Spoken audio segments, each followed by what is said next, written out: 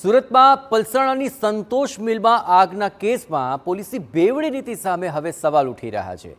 ડ્રમના operator અને સુપરવાઇઝરને જવાબદાર ઠેરવી ગુનો નોંધી દેવાયો। મિલ માલિક અને સંચાલકોને જવાબદાર ન ઠેરવાતા કેટલાક સવાલ ઉઠ્યા કે મિલમાં ફાયર સેફટી અને સુરક્ષા કેમ નથી। આ જ મામલે વધુ વિગતે વાત કરવા જોડાઈ રહ્યા છે TV9 સંવાદદાતા બલદેવ સુથાર। બલદેવ, આ સમગ્ર મામલે સવાલો શું છે અને કોઈ છતી બેદરકારી કોઈ સ્વીકારી રહ્યું છે ખરું કે આખરે શા કારણે આ વસ્તુ બની?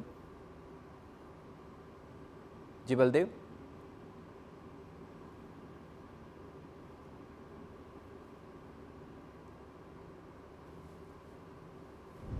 બલદેવ સાથે વાત કરું પહેલાં ખાસ આપને આ દ્રશ્યો બતાવી દઉં કે જ્યાં ડ્રમના ઓપરેટર અને સુપરવાઇઝરને જવાબદાર ઠેરીને ગુનો નોંધાયો છે અને આ ફેક્ટરીની હાલત આપ જુઓ।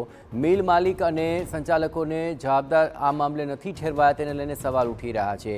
આ મિલની અંદર ફાયર સેફટી નહોતી, સુરક્ષા નહોતી, છતાં મિલ સંચાલકો સામે કોઈ કાર્યવાહી નથી થઈ રહી, તેને લઈને આક્રોશ જોવા મળી રહ્યો છે। આગ દુર્ઘટનામાં કુલ 8 લોકોના મૃત્યુ થયા હતા। આપણે ખ્યાલ છે તે મુજબ સુરતના પલસાણાની આ સંતોષ મિલ છે જેમાં આગ લાગી હતી અને આ કેસમાં પોલીસની હવે બેવડી નીતિ સામે કેટલાક સવાલ ઉઠી રહ્યા છે।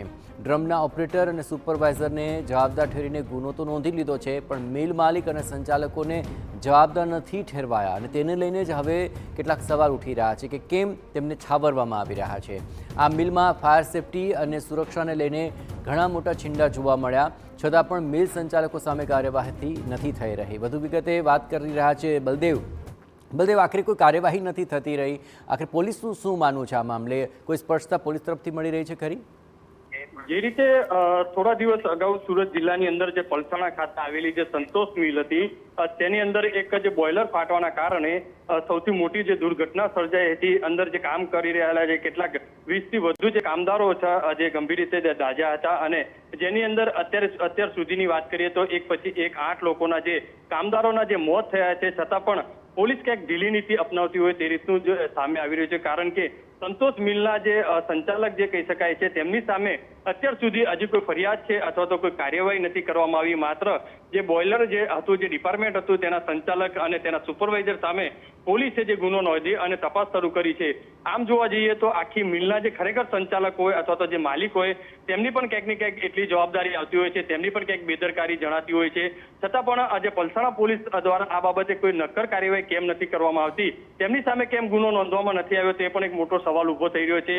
કારણ કે જે રીતે જે લોકોના જે મોત થયા હતા તે પરિવારો લોકો પણ ક્યાંક ને ક્યાંક આક્ષેપ કરતા હતા કે તેમને ન્યાય મળવામાં આવે અથવા તો કારણ કે હજુ પણ આજે 10 થી વધુ જે કામદારો છે તે ખાનગી હોસ્પિટલની અંદર જે સારવાર લઈ રહ્યા છે અને તેની અંદર 2 હજી કામદાર છે તે સિરિયસ રીતે જે મરણ ઝોલા ખાઈ રહ્યા છે, છતાં પણ પોલીસ ઢીલી નીતિ અપનાવતી હોય તે રીતનું જે સામે આવી રહ્યું છે। કારણ કે મિલ માલિક હોવાના કારણે તેમની સામે ગુનો નથી નોંધવામાં આવતો અથવા તો તેમની સામે કાર્યવાહી નથી કરવામાં આવતી। એટલે સુરત જિલ્લા પોલીસ ઉપર અનેક સવાલો ઉભા થઈ રહ્યા છે, ત્યારે સુરત જિલ્લા પોલીસ દ્વારા હવે આ સંતોષ મિલના જે માલિક છે તેમની સામે નક્કર કાર્યવાહી કઈ રીતની કરશે તે પણ એક સવાલ ઉભો થઈ રહ્યો છે। જી બિલકુલ બલદેવ, તમામ ગતિવિધિઓ પર આપ નજર રાખતા રહેજો। સવાલો એ છે કે આખરે કાર્યવાહી કેમ નહીં, કેમ બેવડી નીતિ પોલીસની છે તેને લઈને આક્રોશ જણાઈ રહ્યો છે।